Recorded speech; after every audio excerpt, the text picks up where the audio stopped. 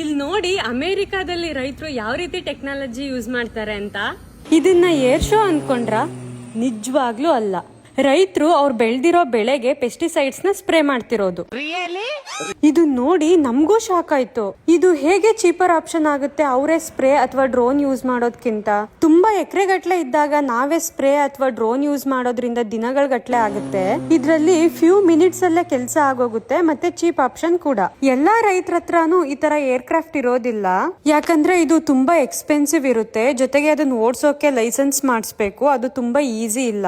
ಇಂಡಿಯಾದಲ್ಲಿ ಭತ್ತ ಕಟ್ ಮಾಡೋ ಮಷಿನ್ಗೆ ಅವರಿಗಿಷ್ಟು ಅಂತ ಚಾರ್ಜ್ ಮಾಡ್ತಾರಲ್ಲ, ಅದೇ ರೀತಿ ಇಲ್ಲೂ ಕೂಡ ಏರ್ಕ್ರಾಫ್ಟ್ ಬಿಸ್ನೆಸ್ ಇರುತ್ತೆ. ಒಂದ್ ಎಕರೆಗೆ $12 to $16 ಚಾರ್ಜ್ ಮಾಡ್ತಾರೆ ಅಷ್ಟೇ, ಅಂದ್ರೆ 1,000 to 1,500. ನಮ್ ಇಂಡಿಯಾದಲ್ಲಿ ಈ ತರ ಬಿಸ್ನೆಸ್ ಇನ್ನೂ ಇಲ್ಲ. ಯಾರಾದ್ರೂ ಇನ್ವೆಸ್ಟ್ ಮಾಡಿ ಲೈಸೆನ್ಸ್ ಮಾಡಿಸ್ಕೊಂಡ್ರೆ ಪಕ್ಕಾ ಕ್ಲಿಕ್ ಆಗುತ್ತೆ. ಹಾಗೆ ನಮ್ಮ ಅಕೌಂಟ್ ಫಾಲೋ ಮಾಡೋದನ್ನ ಮರಿಬೇಡಿ.